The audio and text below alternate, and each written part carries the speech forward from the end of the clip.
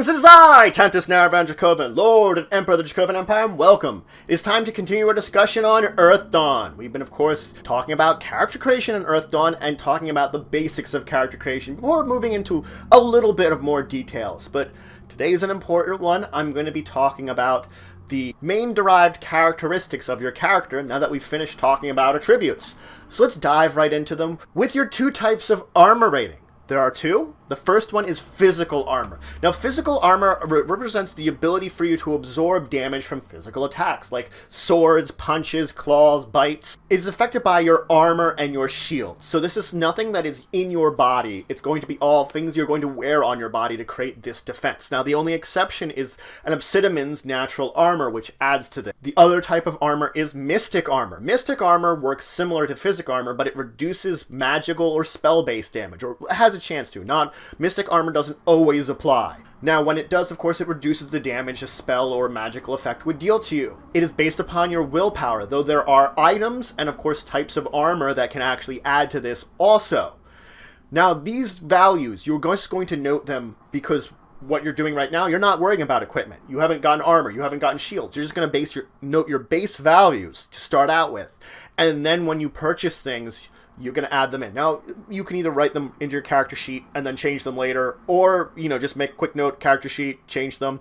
Or you could look to another piece of paper where you just make a little note on the side, ready to add those in and then add them in finally on your character sheet. It's fine either way, whichever way you want to do it, but you're just keeping notes of the basics of like your Obsidian or whatever your willpower is, how those affects those defenses already. Now that we talked about your armor, let's talk about your defenses. There are three defenses you have: physical, spell, and social.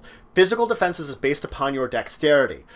It'll tell you what something might have to get in order to target you. It gives you a defensive ability that something, when it's giving an attack upon you, needs to get in order to hit you. It works the exact same way for spell defense, except that's based upon your perception. It's rather than more they're targeting you to hit, it's how more that you can anticipate where they're trying to hit you and get out of the way a little bit. Your perception is what gives you a spell defense, so you look to that when figuring out what your defenses are against spells. Now, your social defense, which is based upon your charisma, is when you're trying to figure out if someone's trying to manipulate or lie to you. That's the effective thing, is when someone's trying to do something socially to you, it's how you defend against it. Now, all three of your defenses and any kind of bonuses you'd get to your armor are based upon the characteristics table. There's a chart in the book. You can look at it. The characteristics table will tell you what you get for any of these values when you have a certain attribute, when you have your attribute at a certain point in time. Whatever it is, it tells you what your level is. The characteristics table gives all the important information for actually everything I'm going to be talking about. It tells you the steps of your attributes and things like that. But let's move on. Let's talk about health. There's a number of ratings derived from your statistics. They're all based around your toughness. So your toughness is going to be important for all of your health. Again, we're looking to the characteristics table to figure these out. The first is your death rating. This is how much damage you take to die. That's what it is. It's simple as that. It tells you how much damage you can take to die. Your unconscious rating is how much damage you can take cumulatively. Both these are cumulative, in order to be knocked unconscious. It's going to be less than your death rating, so you're going to go unconscious before you die, but an attack could drop you all the way from unconscious to death pretty quickly.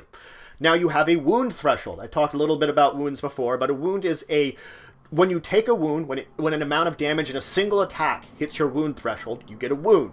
A wound is very slow to heal, and it provides kind of penalties to you when you have one of it. It's a debilitation to your character. You can recover from it, but again, it's a slow heal. Now, your toughness also determines your recovery tests, how many you get per day. Recovery test is your ability when you're sort of resting in order to recover some of your hit points.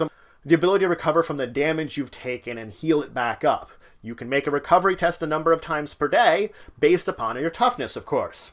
Now, there is more information about recovering and damage, but I'm not going to go into details about that. They talk about it later when we're talking about combat.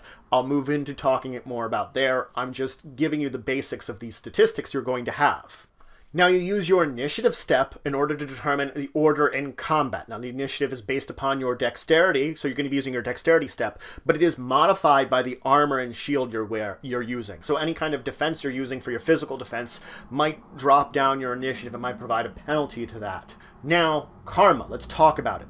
Every race has a base karma value that you're going to start out with. These are karma points you can spend for a variety of things. You have a couple of ways to recover karma points when you've spent them. Karma points have uses I'll talk about later. The first off is there's the karma ritual talent. Having that allows you to recover it. The other way is spending legend points in order to recover it. Now, the maximum number of karma points you can have is equivalent to your racial karma modifier multiplied by your ranks in the karma ritual talent. Together, that tells you how much your max karma can be. Now, your movement is based upon your race. It will give you the base movement rate that you have. If you are not using any kind of battle map, you would multiply this rate by 2, and that's how many yards your character can travel in a turn.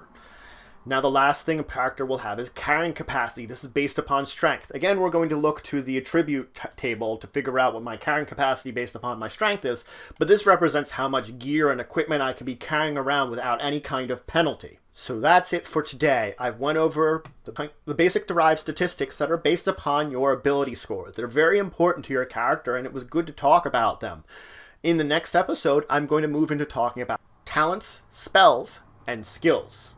So if you have any questions, comments, anything you want to say, anything you think I left out, please leave it in the comments below. Please like, share, and subscribe to support the channel, the Empire, and the work I do. And of course, until the next time, I bid you farewell.